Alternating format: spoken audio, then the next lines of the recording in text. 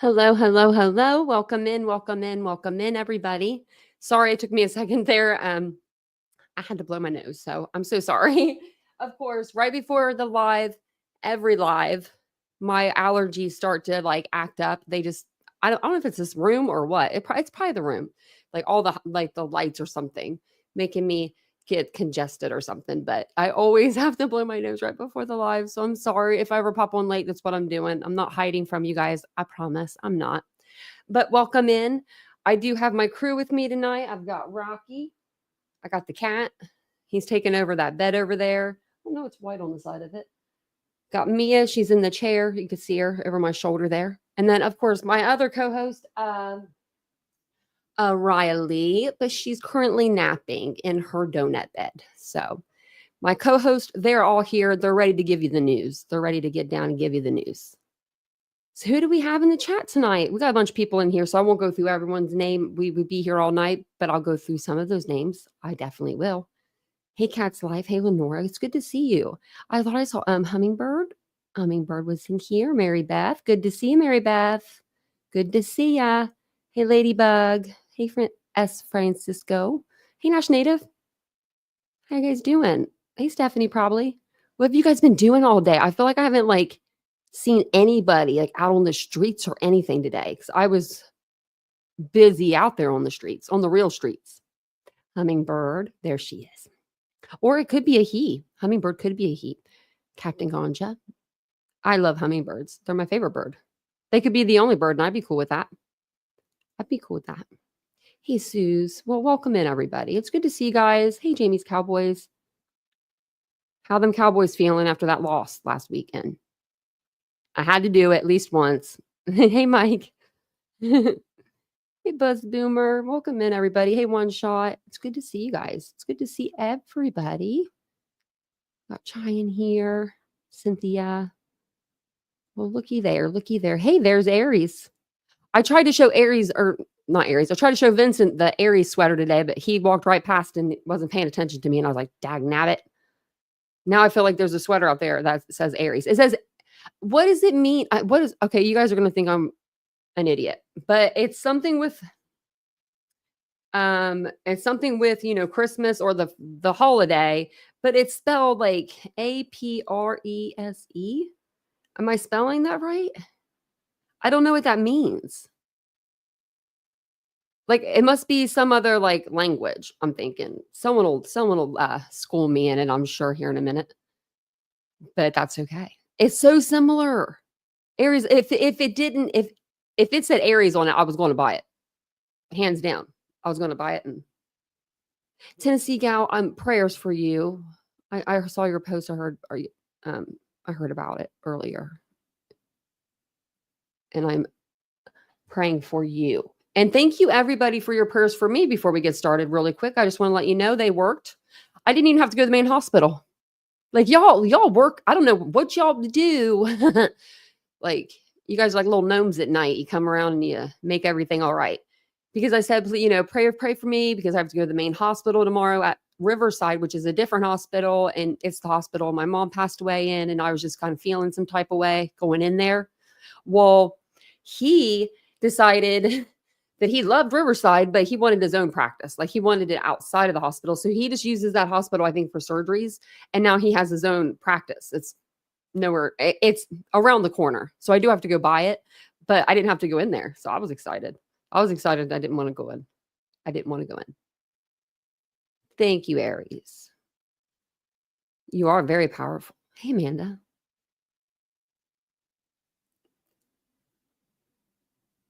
Ralph Lauren ski. Ooh. I just got a Ralph Lauren trench coat, and it's the best. Except for I wish I had a hood. Every jacket should have a hood for the rain, like a little hood that zippers in or something. So tonight we're going to go over some Sebastian Rogers mayhem. That's the only way I could put it. That has nothing to do with even him, This has nothing to do with him. But it's stemming off of it sucks because it does have to do with him, it does. Because all these people are going out. I mean, everyone's losing their damn mind. Everyone's lost their mind. Everyone but me. I'm just kidding. I think I've lost it too. I think I've lost it more than most of us. I had a breakdown right before the live. I was like, I thought I lost something, and I was like, when I lose stuff, I get frazzled dazzled. But there have been some injunctions that have been going on in the Sebastian Rogers case. So there are some people that have just entered the scene, which if you guys know who they are. So there's a group of players that have just entered the scene a little late in the case, but they're here. They're trying to do something. I don't know what they're trying to do. Well, they decided to put in an injunction for certain creators to not be able to speak on this case pretty much. The first two people that they put in the injunction was Granny's Watching, and they put Barbecue Lady. Then they later on, they filed, that was their injunction. Then they filed their exhibits like the next day, I believe it was. And then after that, they decided they wanted to add 2 more people to the injunction because, they said there was going to be up to 4950 names on there. So they added SF Investigates and Queen Bee. I don't know if they've been served yet. We might find out tonight, because yesterday when I was going to read off do this live with you guys, there was only 9 documents and now there's 15. So we've got new stuff in here. Lots of new stuff. So here on the channel, we like to look at documents. That's what we do. That's what we do around here. So if we're not, we can't sit here and just babble on about nothing that's nothing, right? We can't, and in our opinions, I believe most of us in the chat believe that, the parents didn't have anything to do with it. We're not a big conspiracy theorist channel. So we're not, we're not running with all of that. So we like to get down to the facts. We want to know the facts of the case. Some people like the facts, some people don't like the facts, and that's just how it is. I hope that this lawsuit just keeps going. More coming. Yeah, Vadia. I'm waiting on mine. So I've had 4 or 5 people tell me within the last few days, I'm like, leave me alone. Leave me alone. I'm not doing over here, but looking at documents. Just looking at the documents like we do on my channel. We love documents when I can find them. Shit. I lost the Diddy from one for 2 days the other day. I couldn't find it again. I was like, every state's different when you look stuff up, or every county. So the first one, if you look here, this is going to be the case number for the at night injunction. So they're all out of whack. I don't know who's doing the filing, but I thought these would all be by file date, but they're not. Maybe we could do nope, we can't. I thought we could maybe put them towards file date, but we're going to go through these. Now, the first one, I believe, is the first injunction that they put out before they put the exhibits out. So we won't reread anything. Maybe not. Nope, we haven't read this one. I have the ones wrote down that we have read. So this one was the preliminary injunction, and this one came out 10/18. Did this just get passed by? Because 10/18. Because we didn't read one. We didn't read one that was only 18 pages. I'm just double checking.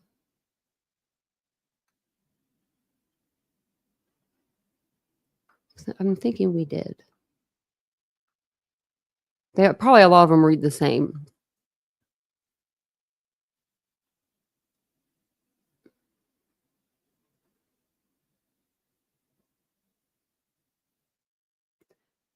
Okay, I don't think we have, but we'll go to the next document. We're going to go to this next one that's 10/18, and I want to look at that because I think this is the one I know that we read.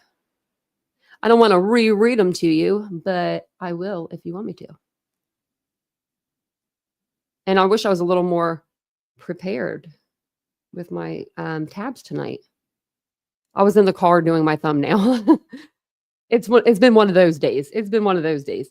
Yeah, so this one we have read. The next one that I was just on. So first one, I don't remember reading this one. So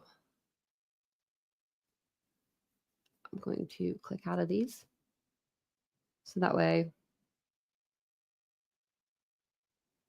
I don't get messed up. So let's go to the next date, 10/18. 1020. So the next one was a petition, and it's a slash motion. So let's open up this one, and then I'll share the tabs with you as we go along.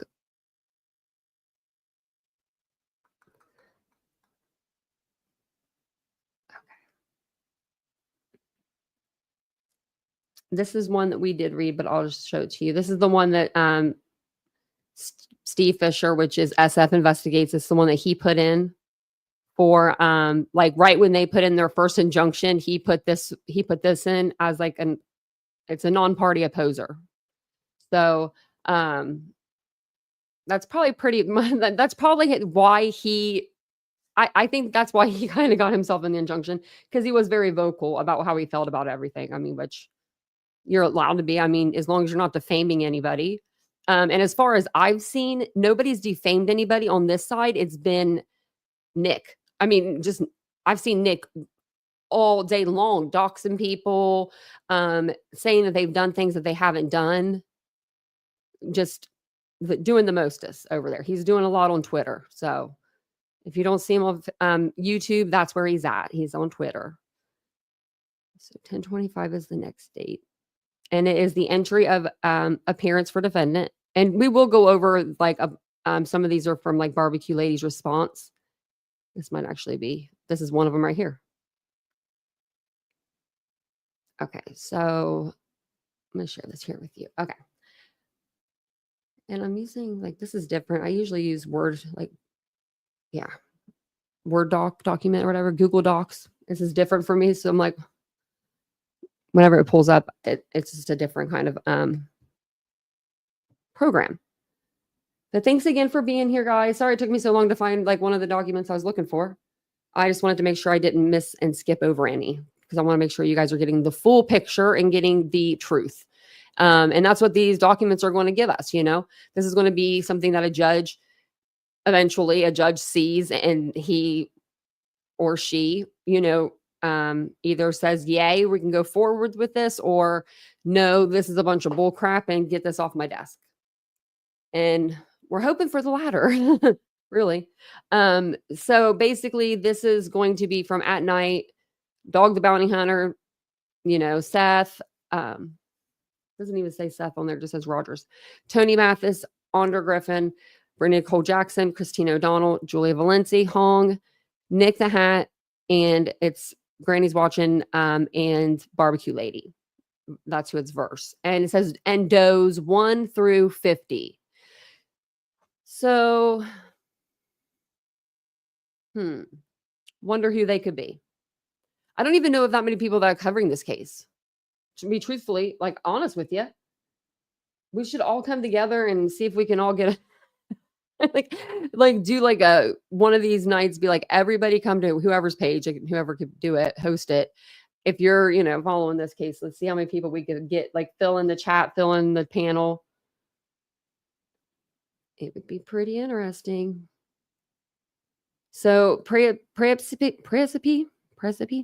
for entry of appearance. And this is Office of Judicial Support, Court of Common Pleas of Delaware County. Please kindly enter the appearance of Thomas E. Breath, Esquire, and the law firm of Dylan McCandless, King, Coulter, and Graham, LLP, as counsel for the defendant, Stephanie Jo Trude, which is BBQ Lady, in the above captioned matter. So that's them entering their appearance saying, hey, we're her lawyers. Like, you could talk to us now.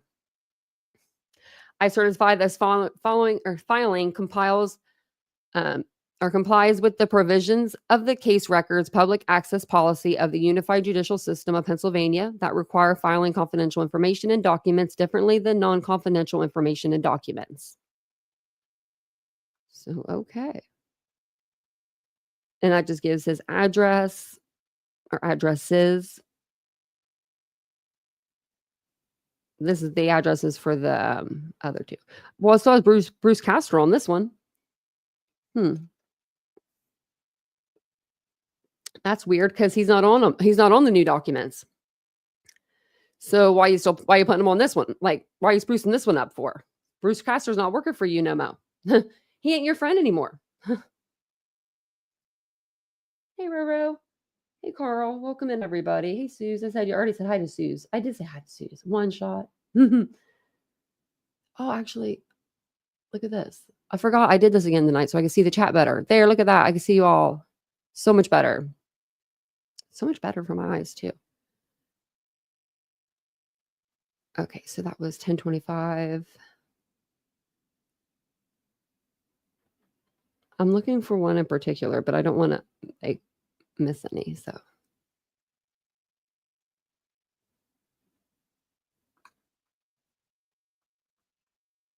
okay, that's the same.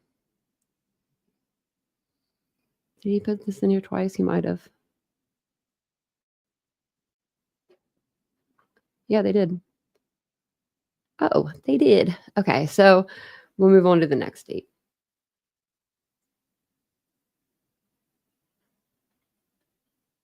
And there's a receipt here.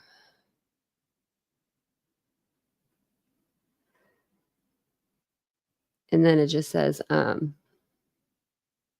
payer is Thomas King III, and it is $100 online payment for entry of appearance for the defendant. There's two of those. So I'm not sure if both of those are for barbecue or one is for, I don't know why they'd be on the same. No, it is for barbecue. Right here it says it. Sorry. Barbecue lady. Up at the top. So, okay. I don't know why she paid it twice. That's why I was wondering. Like why they would have that payment twice. So then we go from 1028 to, they filed these like, I don't know, like earlier, but they didn't put them out until later. So it's kind of weird. Is it really already all the way to 1/6? Okay. And then barbecue's response will be in here as well. What she thinks about, what's going on, what she thinks about it, and we'll be able to read through that.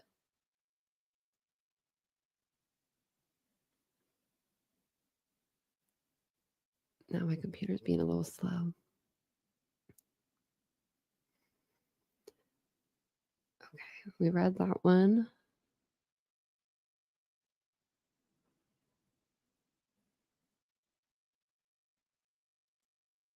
So then we gotta go down here.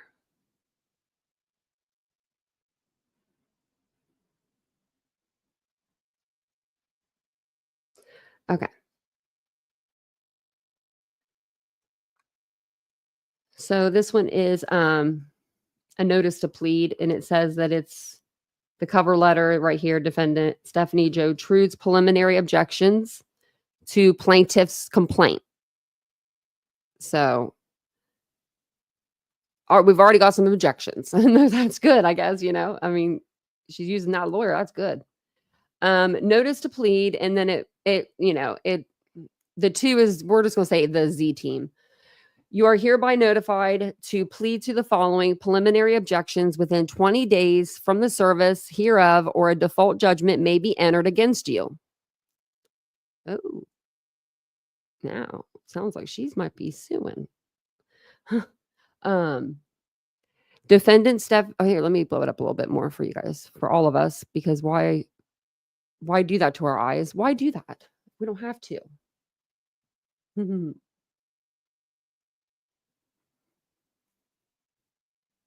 Who be in charge? Barbecue?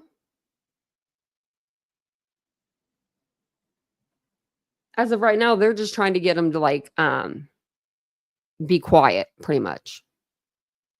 And then, in my opinion, they're going to try to like sue them, which I don't know.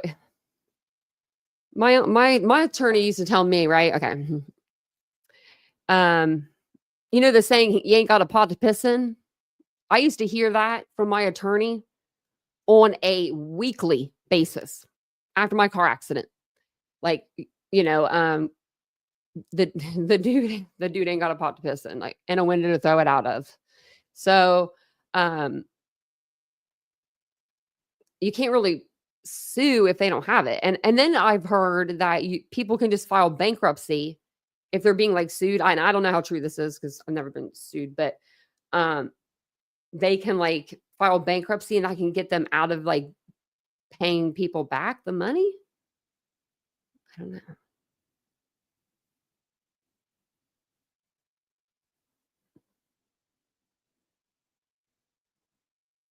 Oh, I understand what you mean now. I should know that, but you might be right. It might be, yeah, you might be thinking the right way. You know what I mean? That it's two different ones. Because yeah, I don't know why they'd have her in there, like put it in there twice like that. But let's see what she has to say. It says, now comes defendant Stephanie Jo Trude, by and through her underside counsel, Dylan McCandless, King, Coulter, and Graham, LLP, per Thomas W. King III and Thomas E. Breath, files the following preliminary objections to plaintiff's complaint pursuant to PA RCP 1028 as follows. Number 1, inclusion of scandalous and impertinent matters.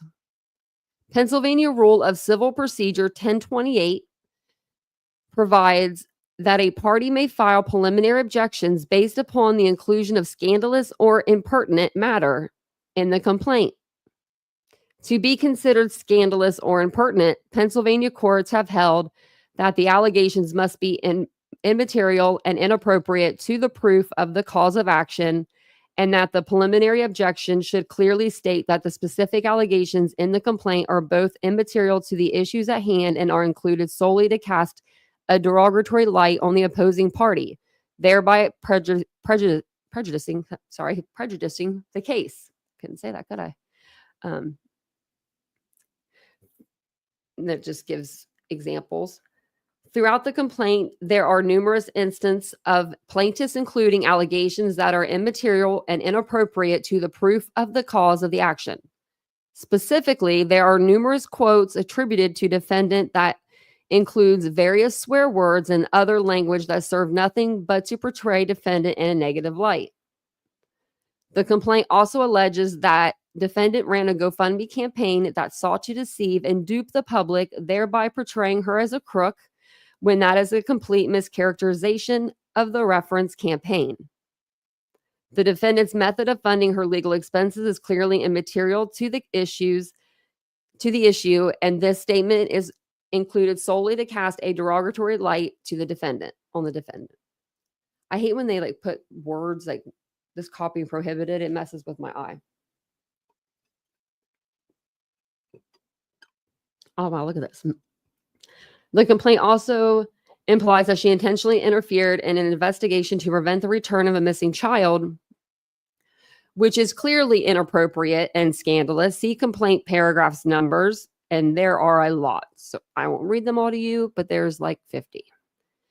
Due to the inclusion of scandalous and impertinent matter in violation of Rule 1028, all such paragraphs of plaintiff's complaint should be stricken and plaintiff's complaint dismissed.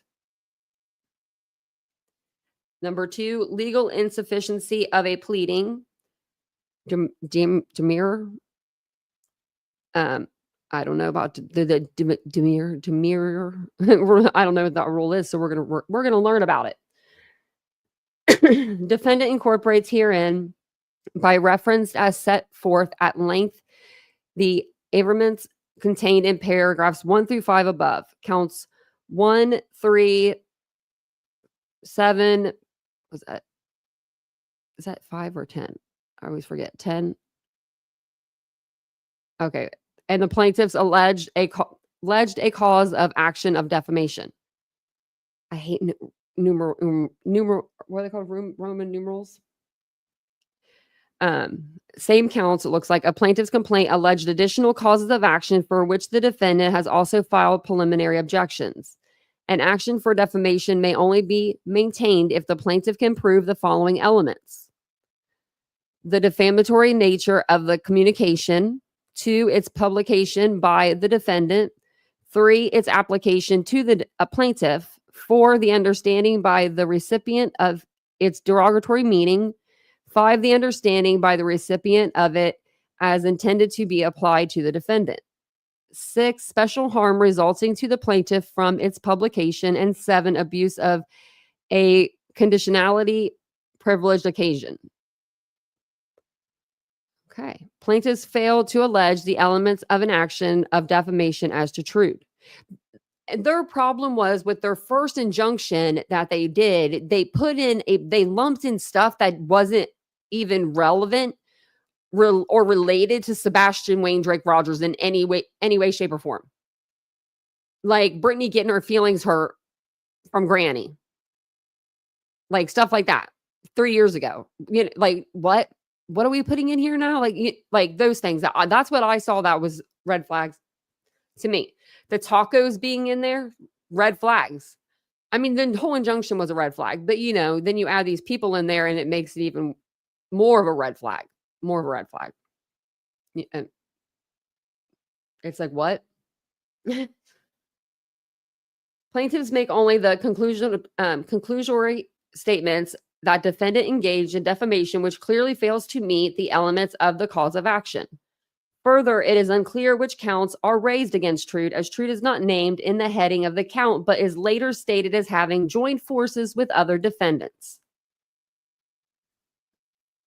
The plaintiff counts should be dismissed as legally insufficient, and they give the count numbers. Legally insufficiency of a pleading. Defendant incorporates herein as reference as if set forth at length the averments contained in paragraphs 1 through 12 above. Counts 1, 7, and 10 of plaintiff's complaint alleges an action of intentional conflict or infliction of emotional distress at Pennsylvania common law. The Pennsylvania Supreme Court has held that an action of intentional infliction of emotional distress will not be maintained unless the plaintiff demonstrates, at a minimum, intentional, outrageous, or extreme conduct by the defendant which causes severe emotional distress to the plaintiff. The plaintiff must suffer some type of resulting physical harm to the defendant's outrageous conduct. Again, it is unclear which counts are raised against Trude, as Trude is not named in the heading of each count, but in the paragraph of the count is included with the other defendants.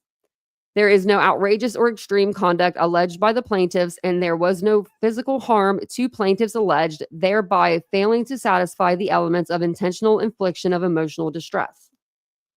Plaintiff's complaint fails to set forth a cause of action for intentional infliction of emotional distress, is therefore legally insufficient and should be dismissed. He's going in there cutting them down like this needs to be dismissed. This needs to be dismissed. I like that. I like that.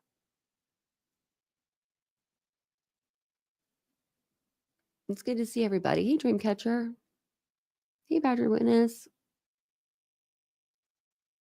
Where we're at. Okay. Legal insufficiency of a pleading. Okay, that was for the Rule 1028. Defendant incorporates herein by reference as if set forth at length the averments contained in paragraphs 1 through 18. Counts 2, A 38 of plaintiff's complaints raised the Pennsylvania and federal criminal offenses of cyber stalking and cyber harassment. It is unclear as to whether plaintiffs are raising this court against Trude, as all of the defendants are referenced to interchangeably. That's true. The same counts of plaintiff's complaint refer only to criminal statutes, and do not allege a civil cause of action. Accordingly, said counts are legally insufficient and should be dismissed. Defendant incorporates herein by reference as if set forth at length the averments contained in paragraphs 1 through 22 above.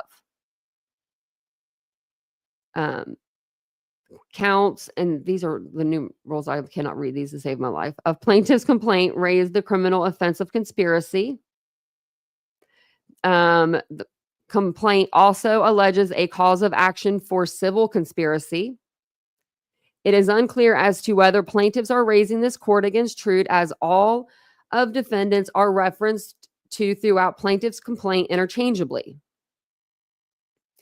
So then it says, to the extent that the plaintiff's complaint state a criminal charge and do not allege a civil cause of action, said courts are legally insufficient and should be dismissed. To the extent of the counts, the plaintiff's complaint allege a cause of action for civil conspiracy in order to maintain a cause of action for civil conspiracy. The plaintiffs must allege the existence of all of the elements necessary. Conspiracy. The elements for a civil cause of action for conspiracy are as follows. So let's see if people are doing this. A combination of two or more persons acting with a common purpose to do an unlawful act or to do an unlawful act by unlawful means or purpose. No. An overt act done in pursuance of a common purpose. No. Actual legal damage. No. Plaintiff has not satisfied the elements of a civil cause of action for conspiracy. Further, the plaintiffs must proffer sufficient evidence to prove an underlying tort claim for the conspiracy of the cause of action fails as a matter of law.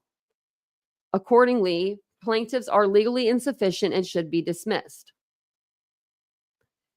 Defendant incorporates herein by reference as if set forth at length the arguments contained in paragraphs 1 through 31 above.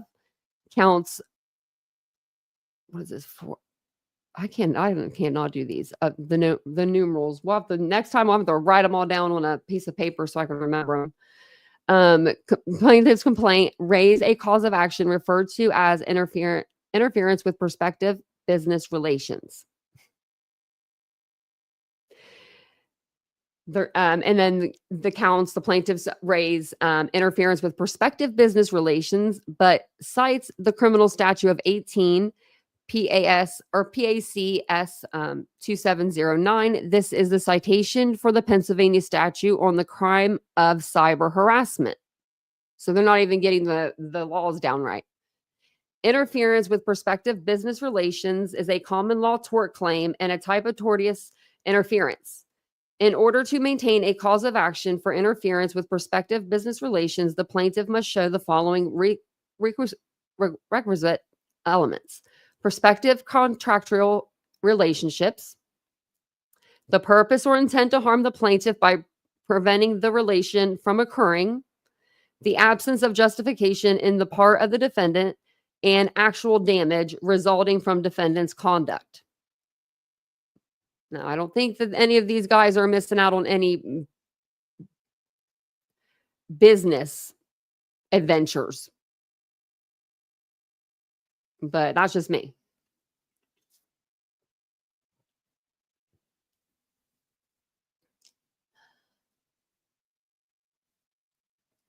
Plaintiff failed to plead the elements of interference with prospective business relations and merely stated that the defendants made false accusations that were intended to disrupt her business relationships.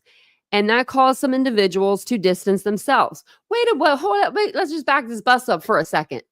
Didn't Betty say that barbecue lady was cooking food in her house with like cats on the counter or something like that? And that was like total lie. She cooks outside. She does barbecue. So what is going on here? This is so crazy to me. I don't know where. Plaintiffs failed to plead the elements. Okay, I read that. Were intended to disrupt her business relationship, and that caused some individuals to distance themselves. What? Plaintiff failed to plead the elements of interference with prospective business relations and merely stated that the defendants made false accusations that were intended to disrupt her business relationships, and that caused some individuals to distance themselves. It is again unclear which defendants the plaintiffs are referring to in these counts. Counts 4 or what's that? That's 5. So is that 4?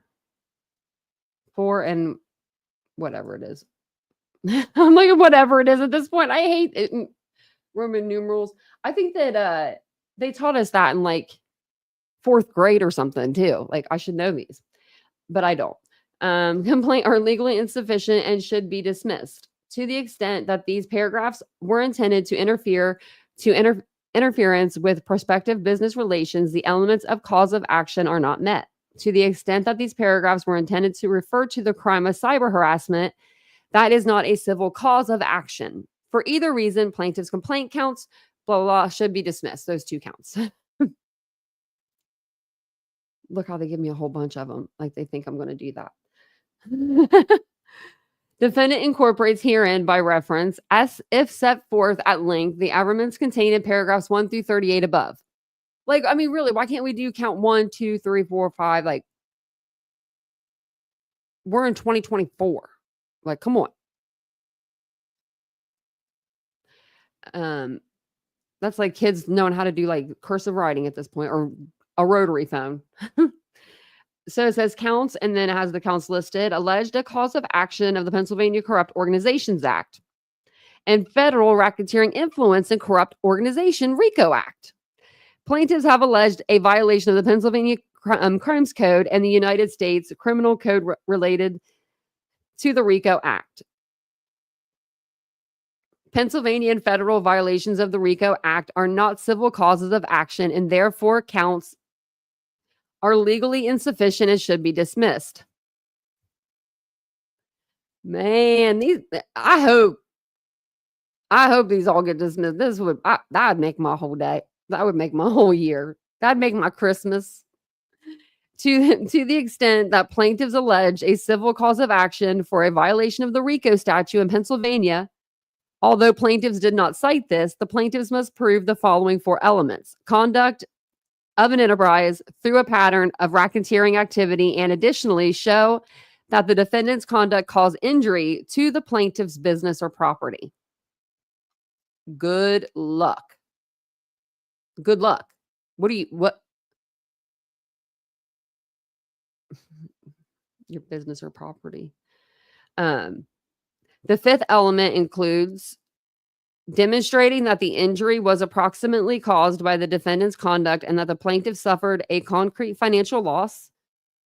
Plaintiffs did not allege facts to satisfy the elements of a civil cause of action for the violation of the RICO Act, and accordingly, accounts, and it gives out the counts, are legally insufficient and should be dismissed.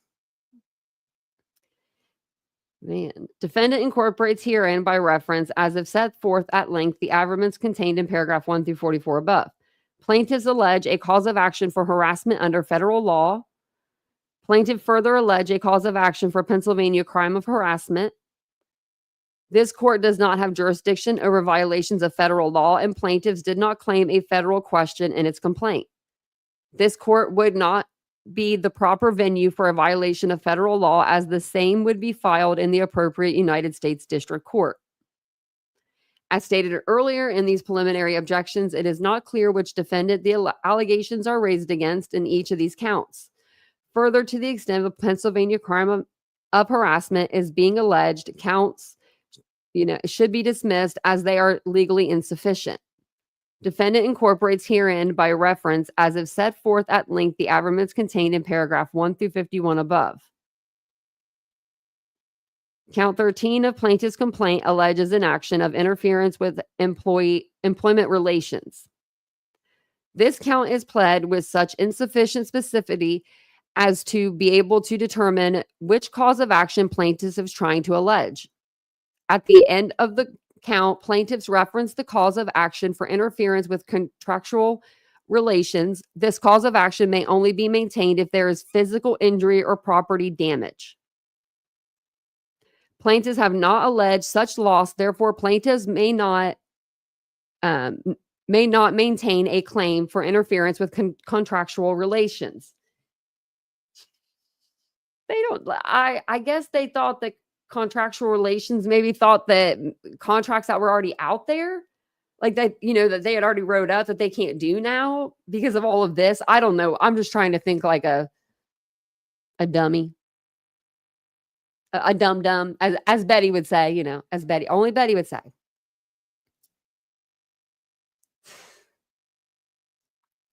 Plaintiffs in count 13 is further legally insufficient as it fails to allege the first necessary element of its cause of action, namely the existence of the contractual relationship between the complainant and the third party. Accordingly, count 13 of plaintiff's complaint is legally insufficient and should be dismissed.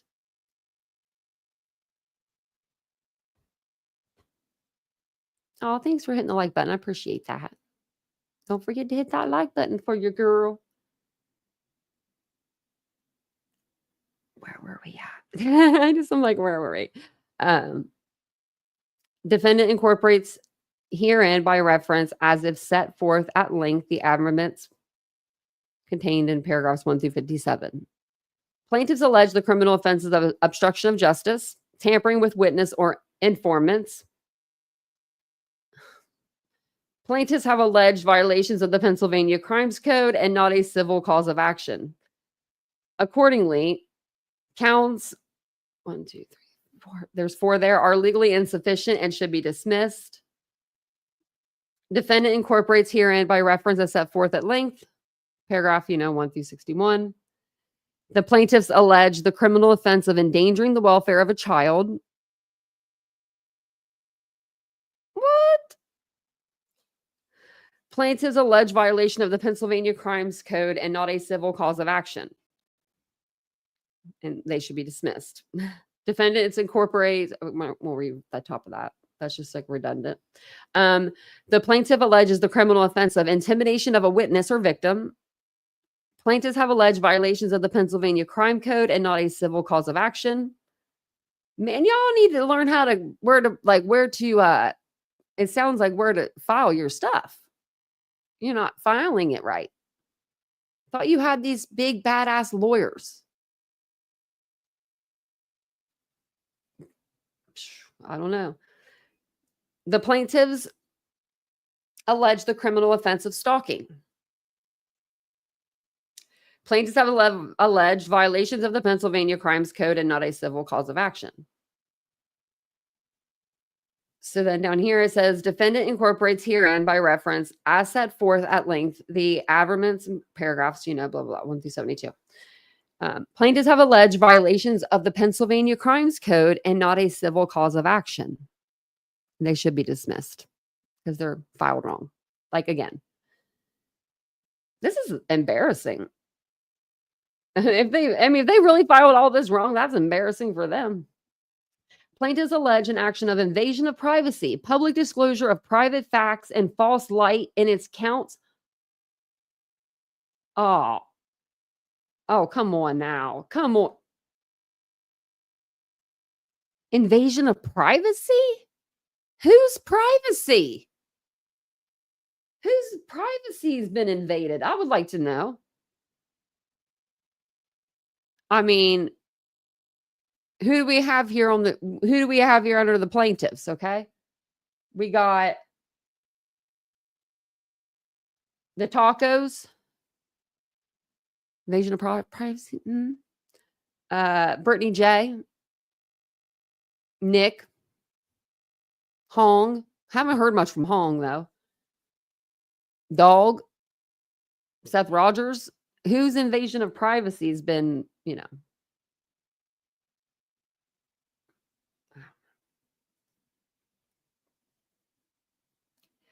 in order to maintain a cause of action for a false light, the plaintiffs must show that the defendant made statements about the plaintiffs to the public that are offensive and false. To satisfy this element that the statement be made in public, it must either be made to the public at large over the internet or to such a great number of people that it is substantially certain to become public knowledge. Plaintiffs did not allege that any of the statements were disclosed in this manner. Even if the defendant disclosed the facts alleged to have been disclosed by the plaintiffs, the facts were true. Because the facts were true, the plaintiffs failed to meet any of the other elements of this cause of action. Complaint is legally insufficient and should be dismissed.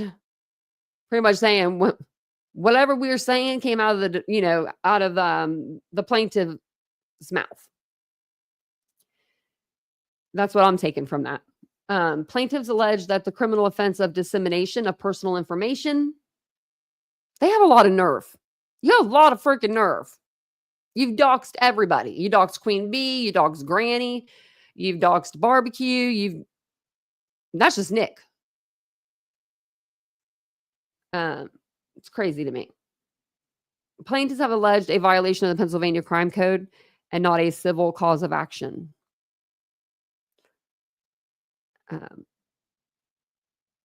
Then down here it says that the plaintiffs allege criminal offense of threats and intimidation.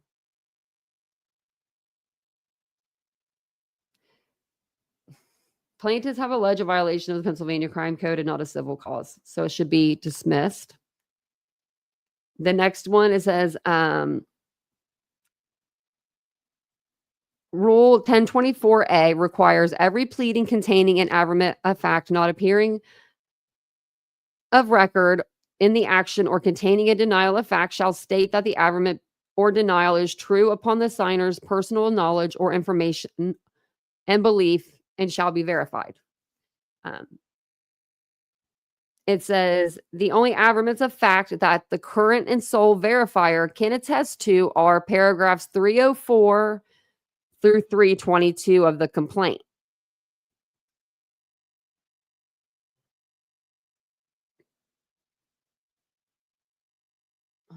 I'm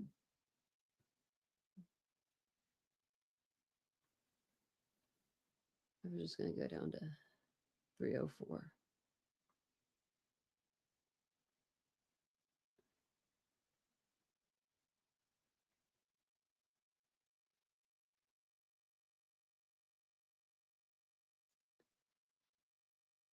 Okay. Okay.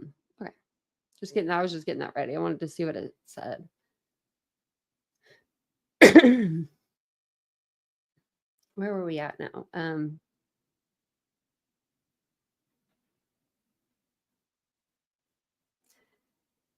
Okay. Every pleading containing an averment of fact not appearing of record in the action or containing a denial of fact shall state that the averment or denial is true upon the signer's personal knowledge of information and belief and shall be verified. The only averments of facts are the ones that I just read, 304 to 322 of the complaint. In the instant case, there are various counts on individual plaintiffs that require the verification of all plaintiffs, all of whom have different cause of action. Plaintiffs have not properly nor completely verified their complaint according to the entire complaint, does not conform to law, should be dismissed. Defendant incorporates herein by reference as set forth at length the averments contained in these paragraphs. The defendant is a resident of Blair County, Pennsylvania. Defendant alleges actions occurred almost entirely in either Blair County, Pennsylvania, or the state of Tennessee. Defendant has no connection to Delaware County, Pennsylvania. The court is both the improper venue and lacks subject matter jurisdiction over the defendant. Accordingly, the plaintiff's complaint should be dismissed. Defendant incorporates herein by reference. I don't have to read that part. Plaintiff's complaint identifies 52 separate defendants. Plaintiff's complaint contains 57 causes of action. At no point in the plaintiff's complaint do plaintiffs specify which causes of action apply to which defendants. It's a guessing game. It's a game, like a riddle, like Nick likes to do. Games. At no point in plaintiff's complaint do plaintiffs specify which causes of actions apply to which defendants. Accordingly, plaintiff's complaint has been insufficiently pled and should be dismissed. Yeah, it should. Defendant incorporates. Okay, so we won't read that again. I always read that part and it's redundant. Plaintiffs seek a preliminary injunction against defendants. Plaintiff's complaint seeks monetary damages. Accordingly, plaintiff's complaint should be amended to remove this full, complete, and adequate non-statutory remedy at law. Defendant incorporates herein by reference as if set forth at length the averments contained in the paragraphs. All causes of action stem from statements of defendant. Article 1, Section 7 of the Pennsylvania Constitution and the First Amendment of the Constitution of the United States protects defendants' rights to free speech. Pursuing any of the causes of action against defendant would violate defendant's right to free speech. Accordingly, the plaintiffs lack the capacity to sue the defendant, and the complaint should be dismissed. Man, really calling them out there, right? The entire complaint is devoid of any legal basis for a cause of action under Pennsylvania law, violates every pleading rule of civil procedure, contains large sections of claims by non-parties to the complaint, and alleges causes of action outside the subject matter or personal jurisdiction of this honorable court. In short, this complaint is entirely defective and should be dismissed with prejudice. And with prejudice means that they can't refile it. Wherefore, defendant barbecue lady Stephanie respectfully requests that this honorable court sustain these preliminary objections and dismiss plaintiff's complaint as the allegations contained therein are legally insufficient, and grant all such other and further relief as may be deemed just and necessary, including payment of defendant's counsel fees and costs due to an obdurate and vexatious pleading pursuant to the judicial code. Oh, I think that's it. And that just says, I, Stephanie Trude, hereby verify the statements set forth are correct to her and true to her best of knowledge.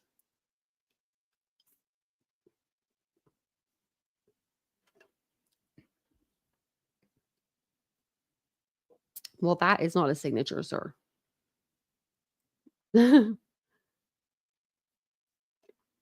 Okay, I just wanted to see what else was on there. That was a lot of reading. So this isn't going to go well, I feel like. I wonder, I'm trying to find the last filing. Because we were on 11/12. Okay, well, there's an answer.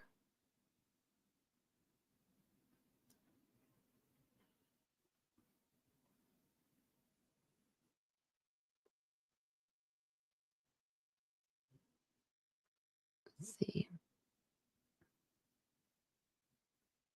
This is filed.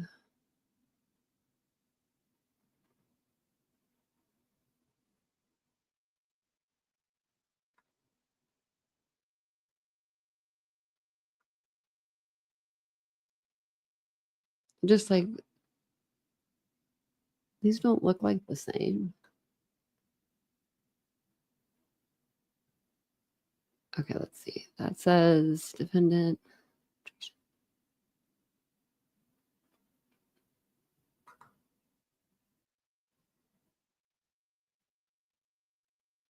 Okay.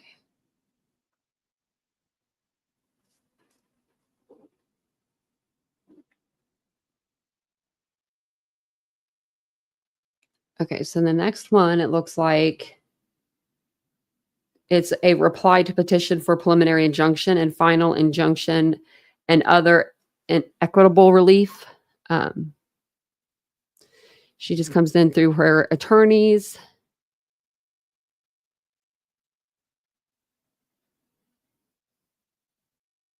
So are these denied or let me go to the bottom. Let's see who if this was from her lawyer or from oh yeah, it's from her. Okay.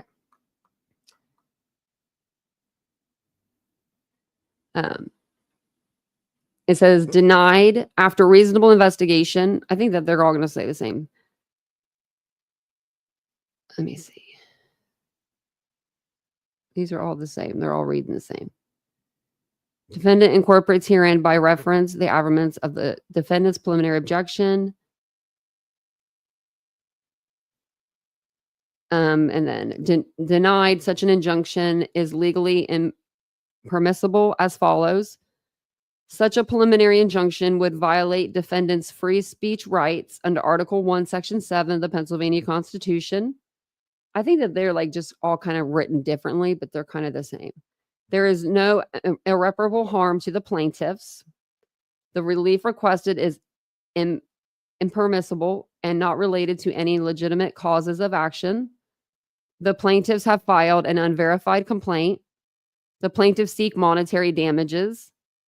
The matters complained of include affirmance of counsel, including counsel writing in the first person. The action is in violation of Pennsylvania's recently passed anti-SLAPP statute and is obdurate, vexatious, and without any legal basis. The plaintiffs are unlikely to succeed on the merits of the lawsuit.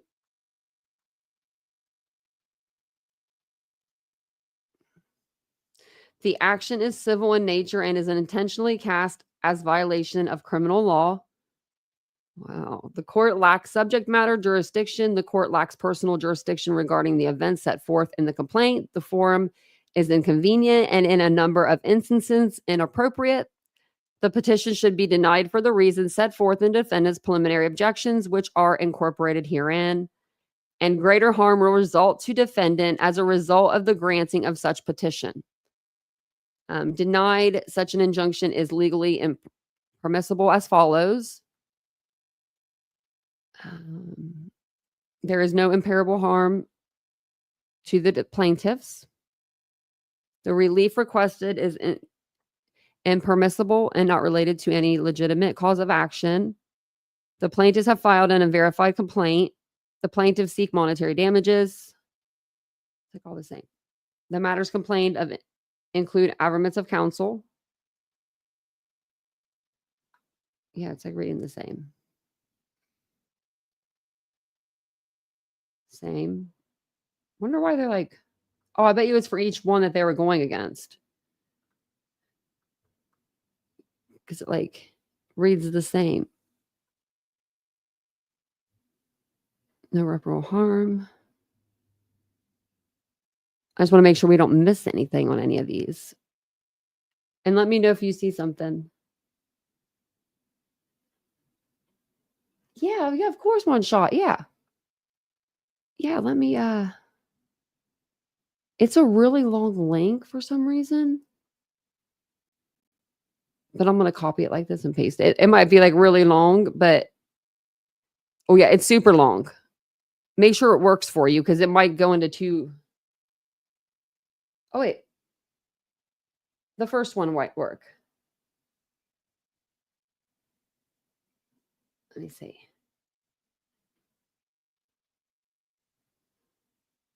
Okay, yeah. So then you go in here, you'll go as a public user, and then you'll go, I had the number wrote down. I'll get you the number. I'll get you it's, I'll give you a minute and then I'll give you the case number. It'll be CV 2024-009083. And that's the case number. Is it? Oh, it's forbidden. It comes up on mine. That's so weird. It didn't come up on yours. Like the first one didn't either. I wonder why it came up on mine. Let's see if I can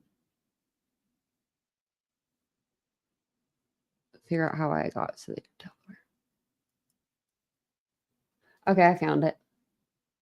Like a login page to where it's not the size of the chat.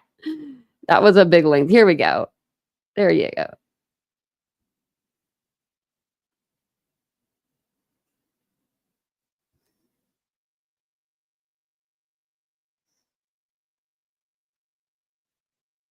Okay.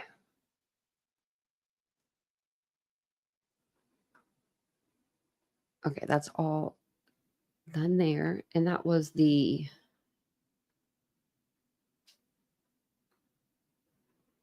we're 111.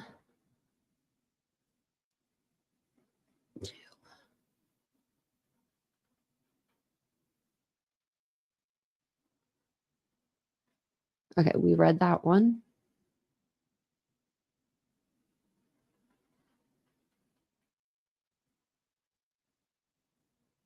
You read this one?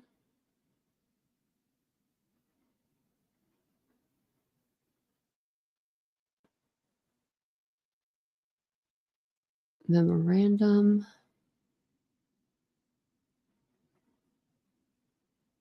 Okay. So this is a different one.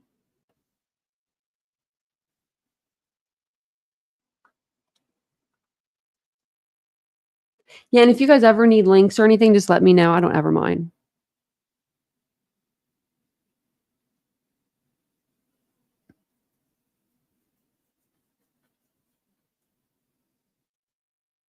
Okay, good shot. Good one shot. That's good.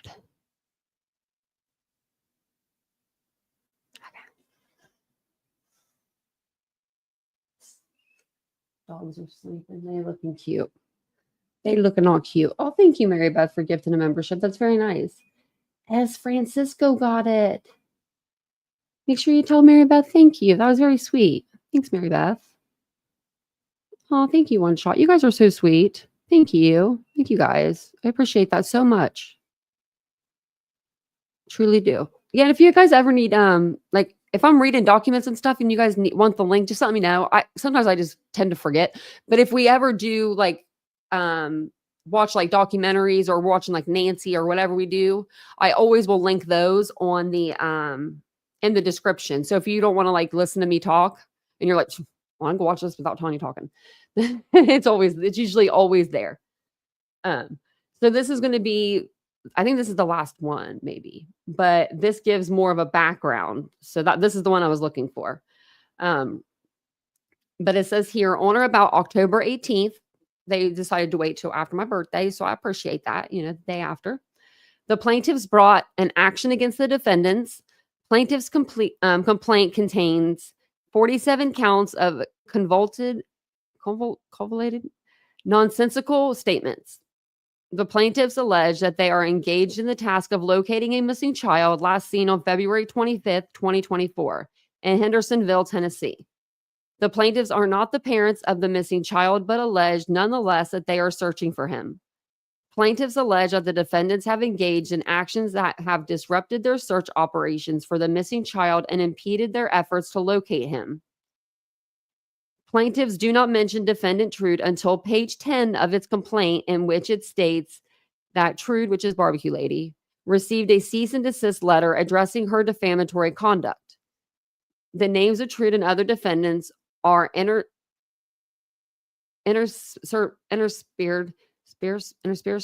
throughout the complaint in a nonsensical manner. And that's the truth. I didn't even know who they were talking to half the time, or like who they were talking about in the complaint. Like 1 minute I was like, are they talking about Granny? Are they talking about Barbecue?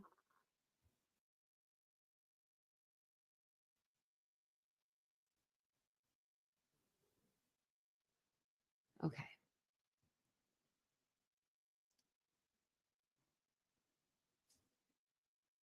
Let's see here. Plaintiff's allegations contain no legal cause of action against the defendant, contains scandalous and impertinent matters, and at times makes no sense at all. That's all you needed to put. It just makes no sense. There are even times in which the plaintiff's attorney speaks in the first person. It says, see paragraph 65. Additionally, I experienced a particularly troubling incident when Granny's watching defendant stated during a live stream that she was driving to Media, Pennsylvania, with the intent to visit my office. You're a lawyer. What are you? Are you y'all are scared of a bunch of girls? I mean, I'd be scared of Granny though, because I'm from her. I'm from where she's from. And the women, we can have a mouth, but I've never heard her say anything that wasn't like something that came out of Seth's mouth or something along those lines. But that's so that funny. I wonder if I guess he was watching the live stream to hear about it, right? Pennsylvania, what did they say? Would that be considered stalking or just watching? Pennsylvania Rule of Civil Procedure 1028 provides that preliminary objections may be filed by any party to any pleading challenging the legal sufficiency of a pleading. The standard of review for preliminary objections in the nature of the demurrer is limited. The question presented is whether, on the facts averred,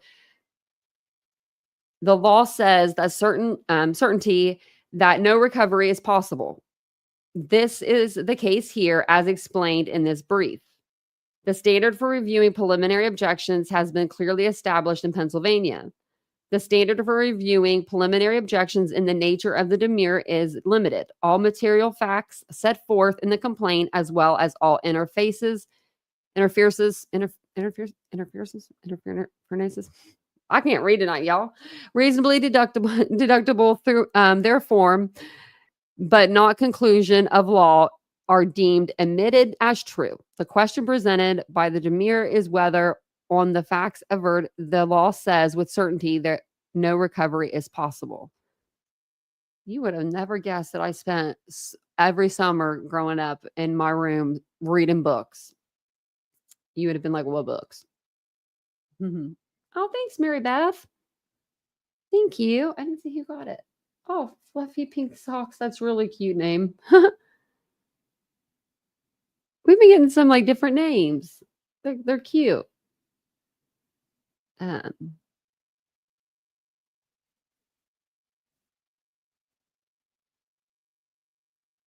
Plaintiff's complaint should be dismissed due to its containing scandalous and pertinent matters. Did I read the part? Okay. In violation, it gives violation. Plaintiff's complaint is replete with instances of containing statements that are immaterial to the issue and that are included only to cast the defendant in derogatory light. Why else would plaintiffs include statements made by defendant alleging that she spoke with profanity and including that repeatedly in the complaint? Yeah, that's true. And I mean, does Granny talk with that much profanity, really? Like, I don't hear it, but I mean, I don't hear when people really cuss. Do you know what I mean? Unless it's like excessive, like then, every other word that I would, but if someone says one here and there, I don't really think of it. But knowing these guys, they've got it all, marked down. And it is an attempt to prejudice the court against the defendant, in my opinion. Plaintiffs allege a cause of action for defamation in his complaint against defendant. It is not possible to determine which allegations are alleged against which defendant, as the defendant's name are used interchangeably. However, plaintiffs fail to prove the elements of a cause of action for defamation in its complaint. An action for defamation may only be maintained if the plaintiff can prove the following: the defamatory nature of the communication, its publication by the defendant, its application to the plaintiff, the understanding by the recipient of the defamatory meaning, the understanding by the recipient of it as intended to be applied to the plaintiff, special harm resulting to the plaintiff from its publication, and abuse of conditionally privileged occasion. Oh, wow. The plaintiffs failed to allege what the recipient may have understood by defendant's statement and further failed to allege any damages sustained. The First Amendment to the Constitution of the Commonwealth limits the reach of state defamation laws and requires that they be dismissed where the minimal legal requirements have not been met. The complaint must provide sufficient factual allegations to overcome the high threshold required to limit free speech under both the Pennsylvania and United States constitutions. At a minimum, the statements would have to be proven as false and that the plaintiff sustained actual damages. Plaintiff's complaint does not plead sufficient facts to meet the elements of a cause of action for defamation, and it does not overcome the threshold required to limit the free speech afforded to the defendant by the constitutions of the United States and the Commonwealth of Pennsylvania. Now, I wonder if, I were, let's just throw this out there. If Nick were to sue me, since he's in Pennsylvania and I'm in Ohio, would he have to come to Ohio to sue me? Or would I be called there? It's a good question that I don't know the answer to. I would think that he would have to come to Ohio, you would think, but I don't know.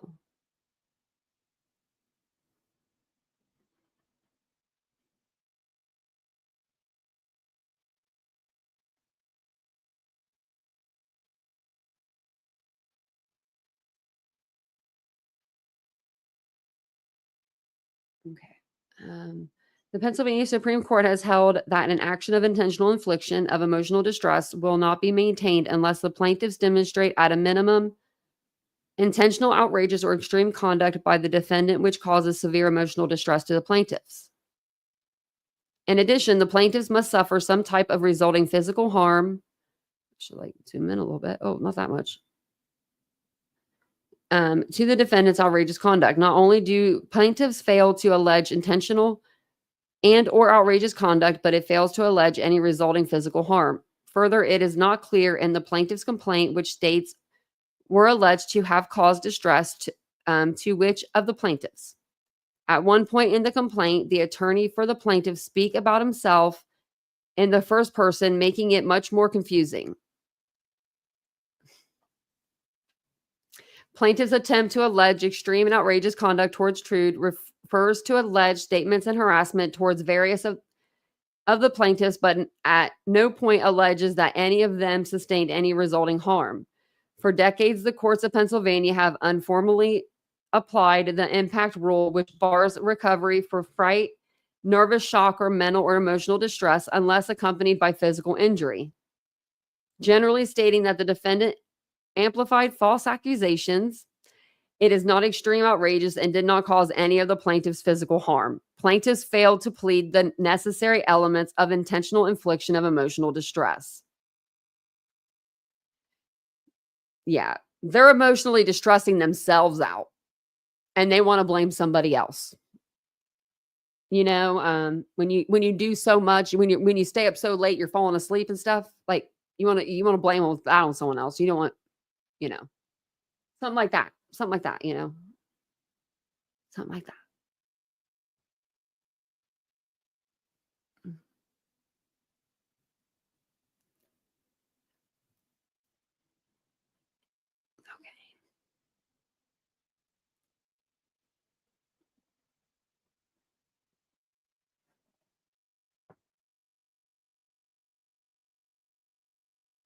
Okay, let's see. Plaintiff's complaint alleges multiple causes of action against the defendants that are crimes under either the Pennsylvania or United States Criminal Code and are both in some instances.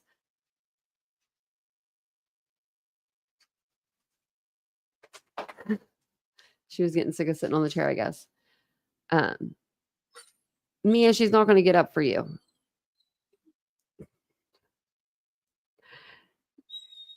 She's going to cry until she does. Plaintiffs allege that the defendants are liable for a violation of cyber stalking and cyber harassment. Conspiracy, the Pennsylvania Corrupt Organizations Act, the Federal Racketeer Influence and Corrupt Organizations Act, it's a RICO Act, Federal Crime of Harassment, Pennsylvania Crime of Harassment, Obstruction of Justice, tampering with witness or informants, endangering the welfare of a child, intimidation of a witness or victim, stalking, retaliation against a witness or victim, dissemination of personal information, threats, and intimidation. Hold on one second. I'm going to get the dogs out of here. She won't stop crying until she gets that bed. Oh, she's laying with her. She's laying on the floor with her, like crying. Now she has her head on her. I can't. Just stay in here. Just stay in here. We'll listen to the crying for a minute. I haven't seen them all day today. They're being good girls tonight, Ladybug. They are. They're being good girls. They're just, one's just cries. She's the baby. I was trying to read through that. and like try to be loud. But okay, so I kind of want to read through this again. So it says that the defendants are liable for a violation of cyberstalking, cyber harassment, conspiracy, Pennsylvania Corrupt Organization Act, the Federal Racketeering Influence and Corrupt Organization Act, which is RICO, federal crime of harassment, Pennsylvania crime of harassment, obstruction of justice, tampering with witness or informants, endangering the welfare of a child, intimidation of a witness or victim, stalking, retaliation against a witness or victim, dissemination of personal information, threats, and intimidation. None of aforementioned allegations constitute civil causes of action and therefore legally insufficient and must be dismissed from plaintiff's complaint. Interference with prospective business relations is a common law tort claim and type of tortious interference. In order to maintain a cause of action for interference with prospective business relations, the plaintiff must show the following requisite elements. Prospective contractual relationship, the purpose or intent to harm the plaintiff by preventing the relationship from occurring. We read this part before. Just some of them are the same. The absence of justification in the part of the defendant and actual damages resulting from defendant's conduct. Plaintiffs merely made general statements in its complaint and failed to plead the elements of the cause of action. The statement that the defendants made false accusations that were intended to disrupt her business relationship and that caused some individuals to distance themselves. The Pennsylvania Supreme Court was held that underlying all of the elements in the necessary existence of a contract or even a prospective contract, there is no existing or prospective contractual relationship alleged between any of the plaintiffs and the defendant. Therefore, the plaintiffs cannot satisfy the elements of interference with prospective business relations.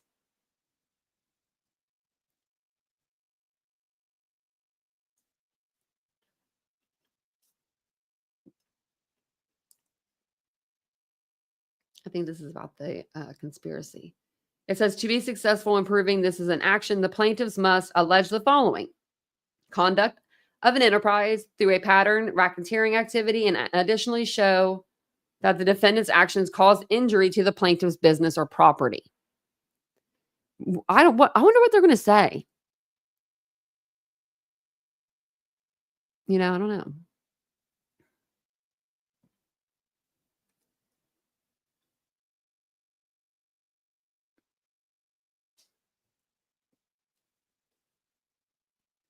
I'm just reading the chat.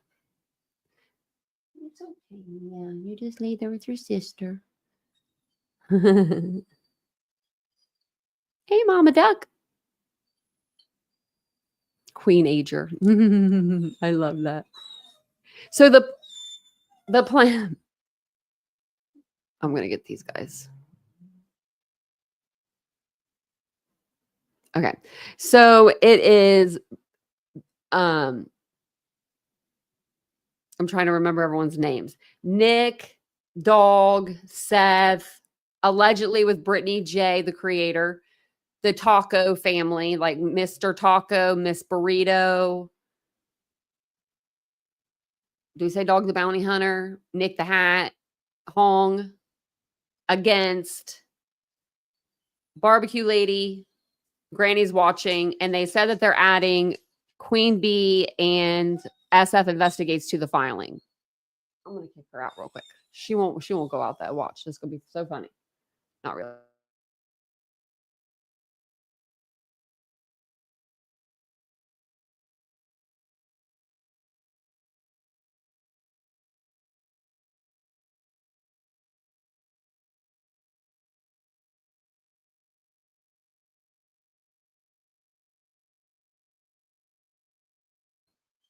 Yeah, that dog straight looked at me. Look, she's already crying. I already sat back down.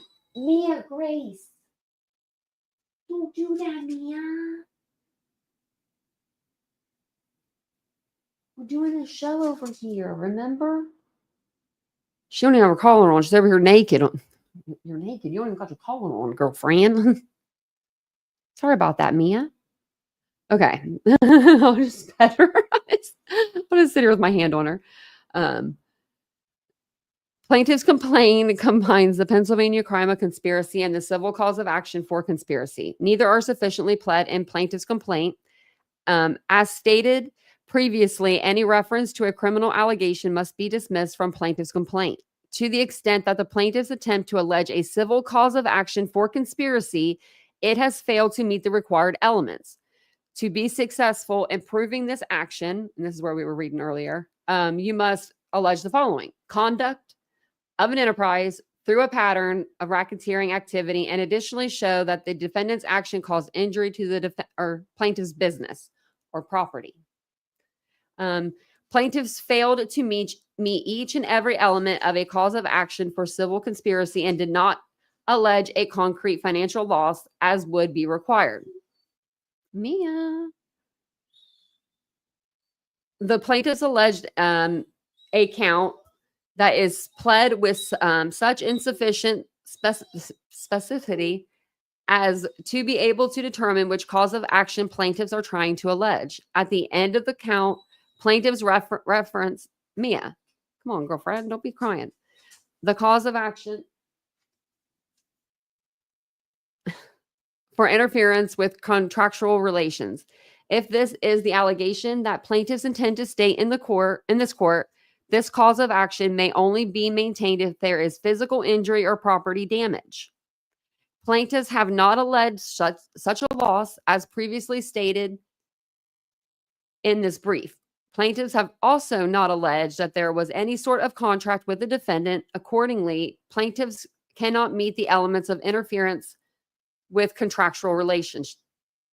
In order to maintain a cause of action for false light, as alleged by plaintiffs, the plaintiffs must show the defendant made statements about the plaintiff to the public that are offensive and false.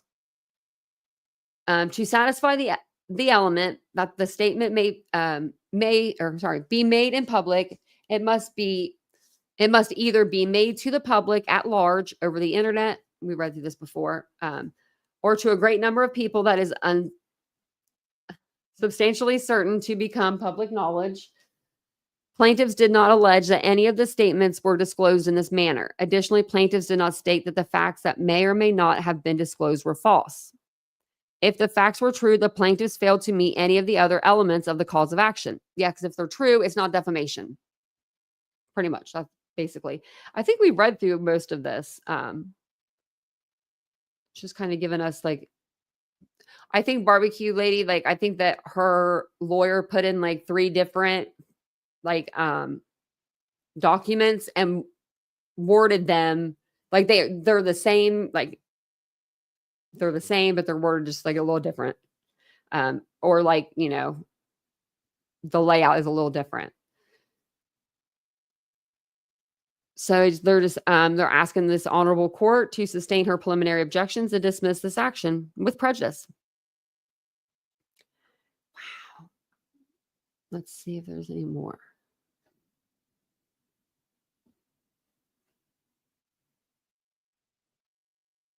Here's one.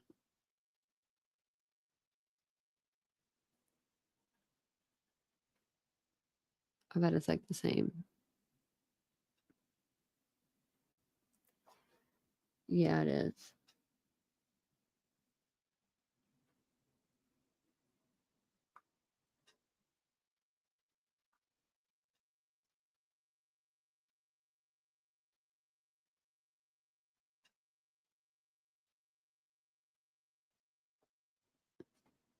Okay.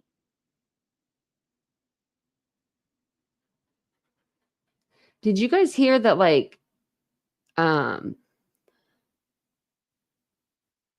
don't know exactly what was going on about it, but something about at nights systems were hacked or something like that, or like they tried to get hacked. Someone tried to pretend like they wanted a job there or something. I don't know. I don't know. It's very weird though. And then I did find one more receipt for $50 for barbecue lady too. So I don't know why there's 3 on there for 50, but there are.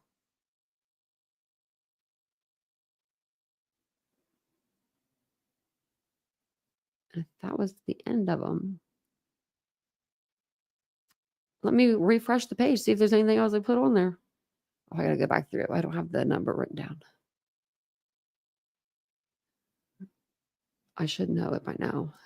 CV-2024-00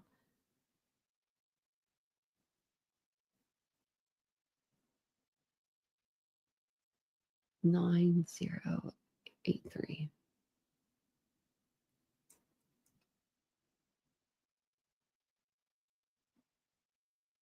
There's still 15. Wow. And I do put a lot of stuff out on TikTok and Twitter that I don't put out on here. Just sometimes it just doesn't, make it over this way. I'm trying to exit out of some of these. Good golly. We had a lot open. We had a lot of stuff open. Okay. We'll go over, see if we see anything. But yeah, did you guys hear about that? Something about, like at night, I don't know, they tried to get a job there and they used like a fake ID or something like that. I don't know of anybody that would take the time to get a fake ID and do all of that I don't know, whoever that is, you got some major problems, my friend. And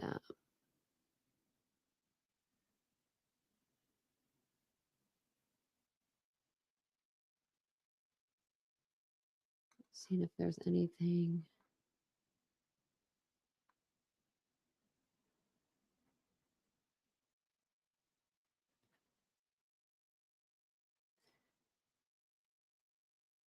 If you guys have any questions, let me know.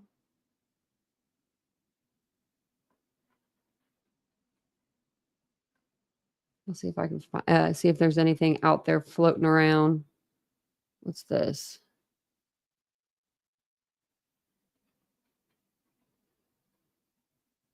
Oh, it's just something that he pinned.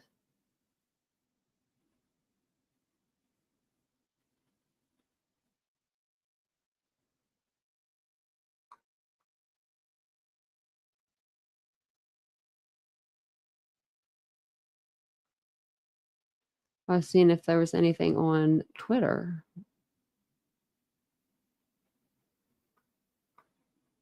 Yeah,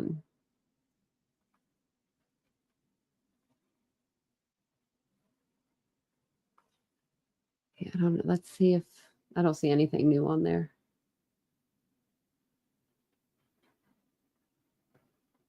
I did want to see. We'll go to at night. The hell? It's weird.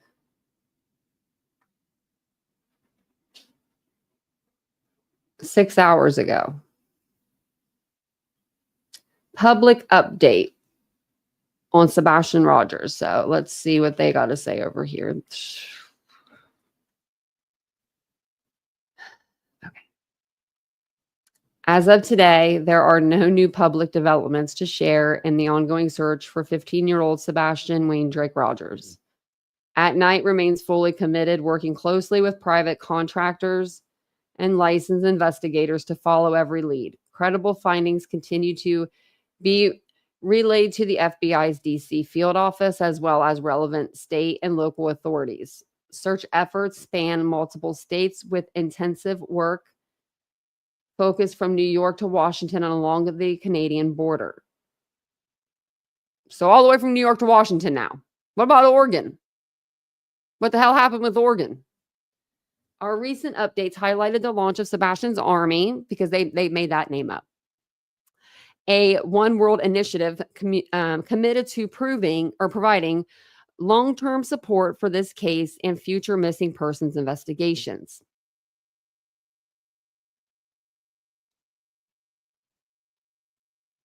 That's what they want. That's what they want. Some of them want that. Through this initiative, we are harnessing the latest in data analytics and public engagement to uncover critical information. Oh, is this all a game? Are you playing a game? You playing a game with us? We have also established consistent. Oh, sorry. That was my desk. I moved up. Scared myself. Where were we just at? There been constant communication with the incoming administration of President-elect Donald J. Trump, coordinating weekly to ensure federal resources can be mobilized as needed. Who believes that? Why are you going to give to one kid, Trump, and not all the kids? I don't see him doing that. But that's just me. Over the past few days, At Night has cleared dozens of tips from across the country, dismantled multiple networks working to interfere with our investigation. What? Dismantled multiple networks? What network? What the hell are you talking about? Like, seriously, what are you talking about? There's no enterprise. We pick you up. There's none of that. But I do own a business and I want a cool title like these guys got now. Because if you own a business, you can call yourself whatever you want. Top notch security right here. Crazy. I think President-elect Donald Trump is doing some things right now where he's not going to have any extra people to be running around for anybody named Nick the Hat. But I do pray that would be great if they were to put all of their resources into finding one kid. Like, I wish that would happen. But have we ever seen that happen before? Ever?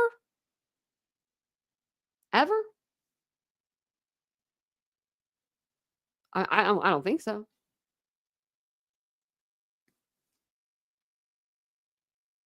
Usually something has to happen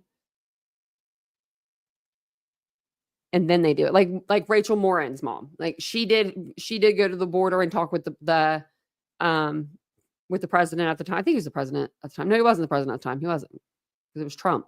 But she did talk to him, and she talked about, illegal immigrants because her daughter was killed by an illegal. So I could see that. I just don't see them having these resources put out for Sebastian when they have the FBI, the TBI, the Secret Service. Do you know what I mean? Like, I don't know. Maybe I'm wrong. Hopefully I am wrong.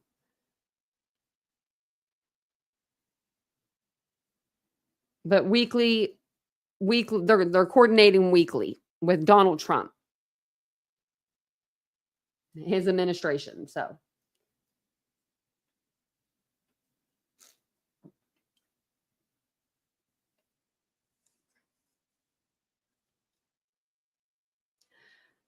how to help. We urge this is going to change. This will change the money. We urge anyone with information about Sebastian's whereabouts to come forward. No detail is too small, and all tips are reviewed and pursued as part of our intensive efforts. Sorry. I guess should have said investigative. Report information, Sumner County, TBI, FBI. Alternatively, you can reach out directly. Email mostwanted@manshunt.one. Okay. Thank you for your ongoing support and vigilance. Together, we remain dedicated to finding Sebastian and ensuring that those responsible for obstruction. Oh my gosh, why'd you have to do that? Why do you have to go there?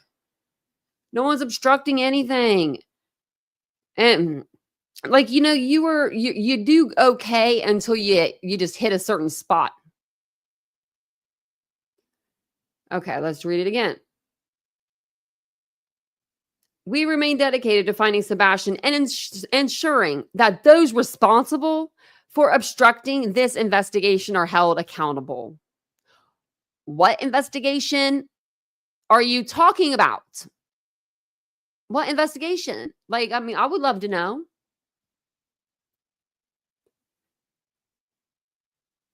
I want to know what the investigation is. I know we have a missing child. We don't know how he became missing. But if I had to put my money on it,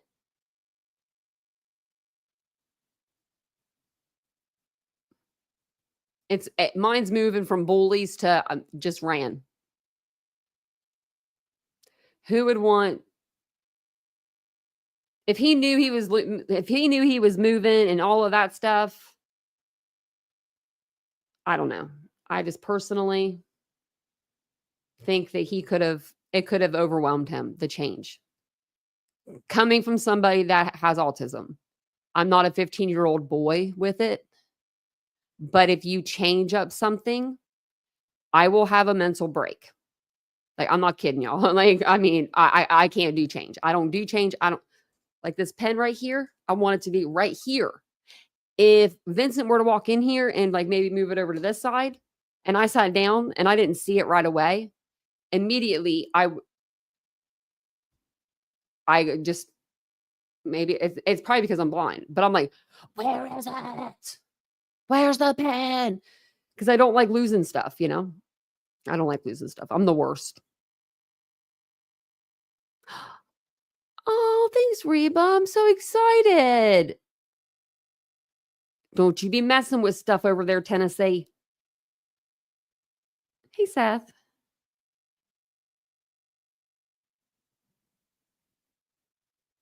Obstructing my head, Space Carl said. Oh, going ice skating. I've never been Mary Beth, but my ankles, I feel like they're too I'd have to wear like some really like tighten them real tight.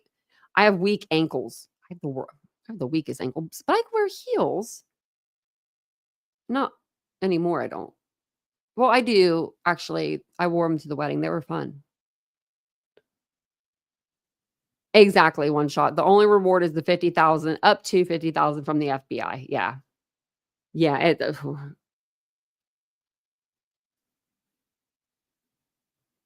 oh, I think I know what you're talking about, Tennessee Cow.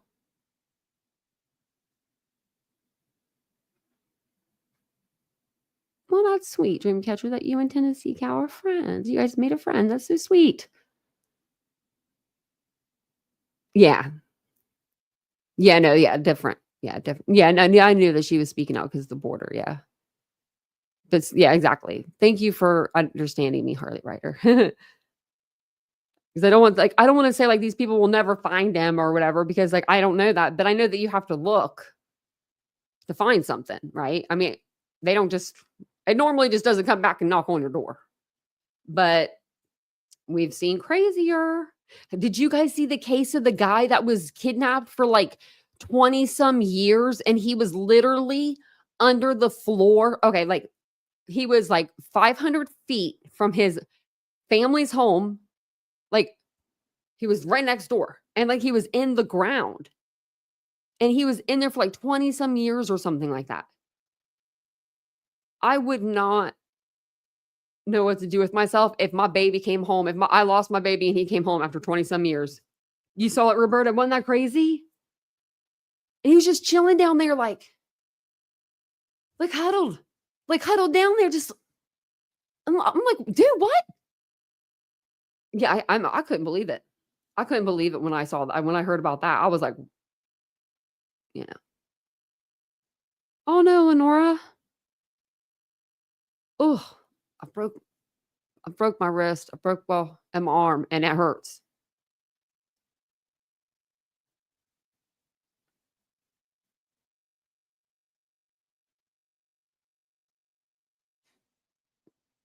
Hey, Truth Seeker. I was just reading the chat. um, we still had our windows open until like the other day. It got cold. It's cold here now. Like I was freezing. Like I get too cold too fast. And I'm like, I don't told Vincent earlier. It's like I was like, it's not like I need to like gain some weight or something, and like I need meat on my. I'm like, that's not it.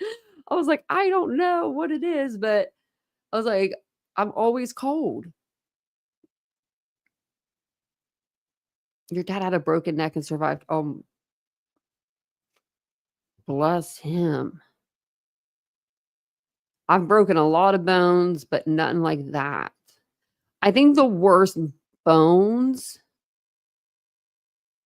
I broke, like medically wise, would have been my ribs because I ended up coughing and it punctured my lung and then I was not breathing and they had to rush me into emergency surgery and like they're like you could have died. Like you couldn't breathe. Like and I couldn't.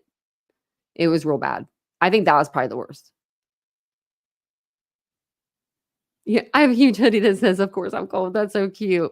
I had one of these ones, it was a bear it looked like a bear sweater. It was a 3X. I bought it in a 3X because I worked at a curvy store and we got them in, but we had them in straight sizing at our other store, but I didn't want straight sizing one. I was like, "I want the biggest one that we've got. I'm gonna, like, live in this thing," and I did. Like, for a whole year, like, a whole, like, holiday season, when I was at home, I had that thing on. And I was I was really tiny at the time, so it was even bigger. I think it was a 4X, actually, it was a 4X. And I was, like, 110 pounds at the time, so it, like, I looked like a little bear when I wore it. It was 18 degrees last night. Y'all are crazy. One shot. Ooh, Dreamcatcher, that does sound bad. I'm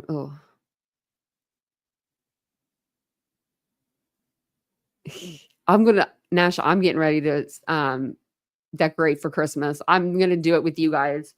I think I'll have today's Thursday, the 14th. Okay, we're gonna do it a little bit early. I think we'll do it like this weekend sometime, maybe like Sunday, because I'm gonna have him get all the stuff out in the storage. And y'all, last year I was like, I'm making our house a winter wonderland. And you best believe your girl did it. I did it. We got all new stuff. I can't even remember what we have. It's gonna be so exciting. I know that Vincent finally got like this huge nutcracker. Like he come around to me at the home store and he's like, "Can I get this?" I'm like, "Of course you can. You're in the Christmas spirit." See, I usually don't until after Thanksgiving, but I think I might this year because I needed him to get it out when it's a weekend, and I don't want to miss a week.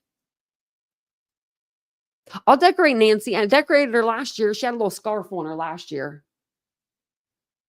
I'll decorate her the best I can. She doesn't have like movable thing, like nothing's movable. No Christmas talk for Thanksgiving. My mom used to say that, but I'm ready for it. My dogs, I took the cushion off today, like to wash it, and my dogs chewed up my couch cushion, the side of it, a corner of it. Does anybody want a dog? Anybody? Anybody want a dog? It's because I left them. I left them. My brand new one, brand new couch. But it's a spot. It doesn't look bad. I could put a blanket over it and like it's fine, but it's not because it was really expensive couch. I could get the Christmas light up necklace lights up. That's a good idea. Lenora, that's a good idea. I'll write that down. That could go around her and make her look jolly. Get her a little Christmas light necklace, and then we'll send it to her. Because you know she's going to be. I'm about to just start sending her pictures of the cardboard cutout in different spots. I'm about to just start taking her places. Can you imagine if I did that? Have her like crumble cookie, take her to like Hobby Lobby, take her to Target. Yeah. Or earrings. Maybe I'll wear the earrings.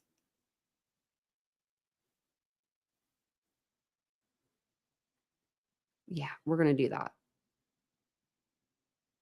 Aww. My boyfriend's birthday is the 12th.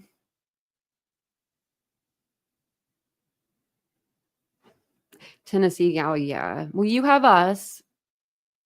And I know that that's really hard. I know the holidays are really hard. Mental health. We're going to do, I think we're going to do at least one a month, like a mental health check-in time, and just sit here and just bitch or complain or laugh or do whatever we want to do just for, just for like an hour or something. If someone has something they want to talk about, we'll talk about it. But that way, because like, especially during the holidays, I mean, everybody, I even think the happiest of people can sometimes get down. And I know I'm one of those people. I lost my mom and my dad at a younger age, 22 and 30, and just not seeing them when I'm older and not having them for the holidays, it's really hard for me. Um, I think of it every day, like what would life be like if they were here, Yes, I'm gonna actually have a sale this weekend. So this weekend, and it can start now because it's Thursday. Any order over 75, I'm gonna put in a free pair of earrings, and I might put in something else too. But definitely earrings. And then I'm going to do a Black Friday sale, and it'll be like, you'll get earrings plus it'll have like a percentage off. I think last year I want to say I did like 40% off or something, or 30%, or buy one, get one. No, I ain't doing y'all dirty like that. I ain't buying, no, you ain't buying and getting one for that. No, we're going to be doing a straight 40% off, or something like that sale. I worked at a boutique and they did buy one, get one, 40% off for Black Friday one year. What the hell kind of deal is that? That's not a deal. I said, I can only get 20% off at this place. So and that's all, and they weren't even giving us any extra off. And I'm like, y'all couldn't do this one time a year for us. We buy your clothes, you know what I mean? Like, yeah, I haven't had an order in a while at my boutique, actually. It's been like a couple weeks. Where y'all been? Where y'all been? No, I do need to get some new stuff in. What I've been working on for the last 2 weeks is trying to get my EIN number. I own a business, I swear I do. I can't order anything without my number, and for some reason I can't find my number. So I keep calling the tax place, and they keep telling me they don't have the time for me right now, and they hang up. And I'm just like, well, shit. So I just keep calling. Mary Beth, don't worry about it. If you don't have it, don't worry about it. I need to get you a promotional code, like a promo code. That's what I used to do. Oh, I'm sorry, Tennessee cow.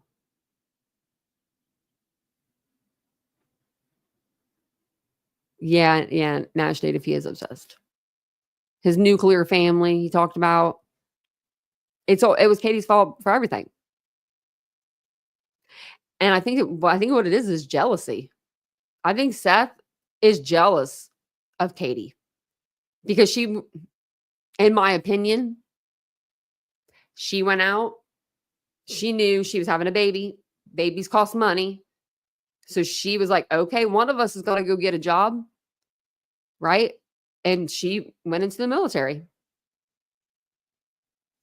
I told Mary Beth, I told Vincent about that tonight too. I said, I was like, I need it. I was like, I need some of my merch. But I think this little sweater's cute. But that's what I would do. Something like this, but it would be not like pressed. This is like pressed. I want something more sewn and smaller. Like, and over here. Like, I don't know.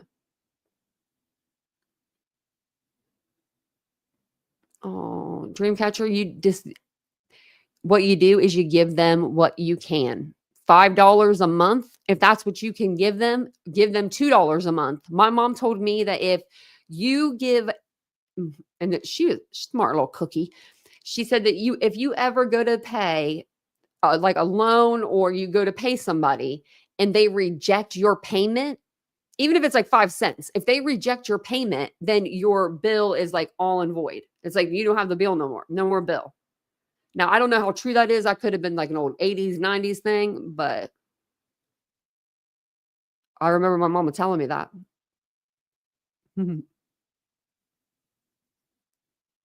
So yeah, just make sure. What was it? Simple joy in here. Oh, is it Senri, I cannot say your name. Sensoria. The worst at pronouncing names. Y'all are gonna have to start coming in here with like this the letter A, letter B, letter C. It's probably something so pretty too, and I'm like over here making it. Yeah, that's what I needed to look on my return. You're right.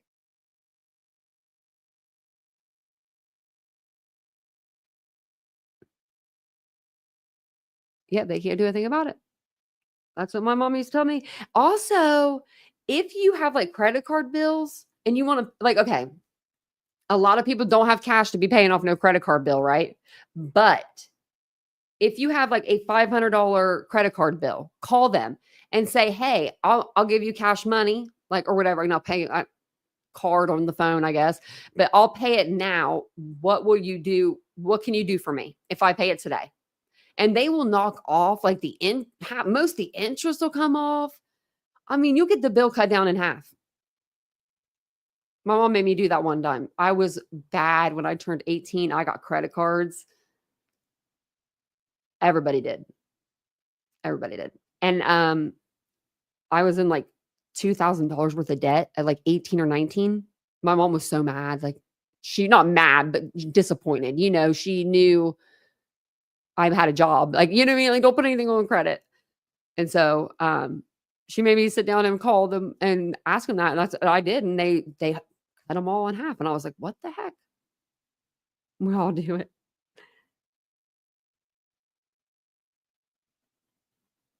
There's always someone I feel like with it worse. What? Who told you not to chat here?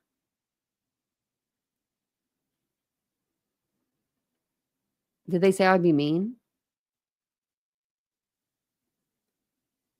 I know there's a couple of people that have been being weird lately. I don't know how else to play like to put it. They've just been kind of weird. I think it's because like a lot of people don't have content. So they're trying to, you know, make content.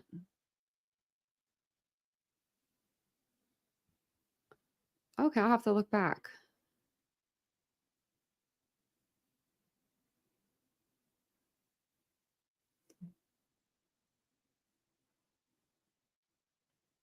Yeah, you can always chat.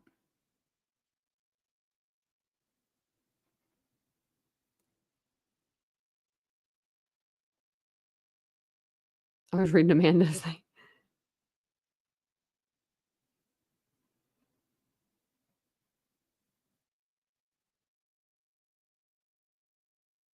I'm just reading you guys' chat.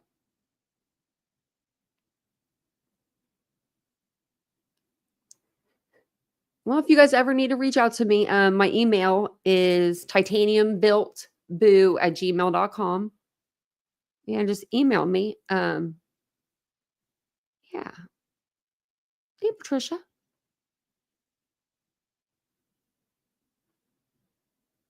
It's good to see you.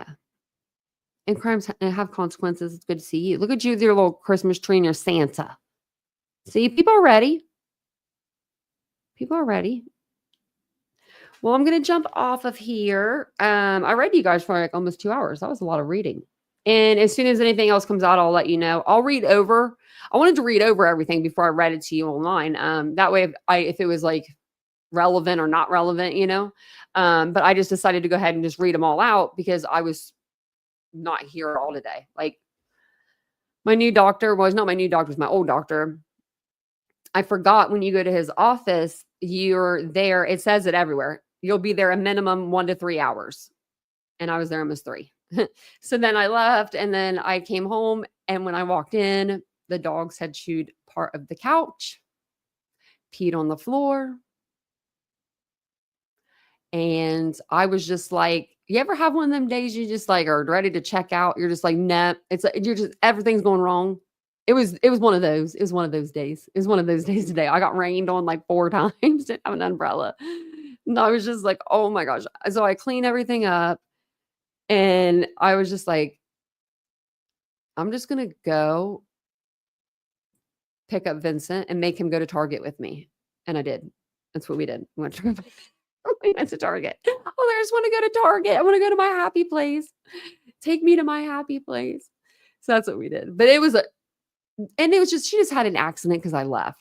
It was on our hardwood floor too, so it wasn't bad. But it's like they only do these things like every once in a while. Once in like 3 years, they'll do something. Like they're such good dogs. But I had a flashback of us having kennels again. I was like, don't you make me put you on the back porch. No, they're good girls. They really are. They really, look at this one. They really can't handle when I'm not here. They just can't. Like she's sleeping now. She's fine. She'll be in, as soon as I go in the bed, she'll be loving life, loving it. Hey, CJK.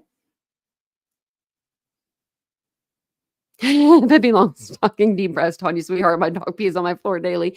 Well, they used to do that like as puppies. So I thought we like got it all to where like, because this one back here, she can hold it for like 7 or 8 hours. She's had to hold it before for a long time. No accident. But then sometimes it's just, when you leave, she just gets pissed off. Yeah, I have some in there, some winter stuff.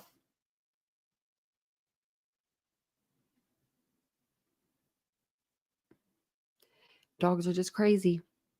Dogs are dogs. They're my babies. And the cat, I mean, he runs the roost. Like, look, he's still in that bed. Hey, Rocky. Hey, Rocky. I see your ear. I see it. Oh, he ain't poking his head up. He's 16. He's the best thing that's ever happened to me other than Vincent. They're neck and neck. They're tied. They're tied. Just kidding.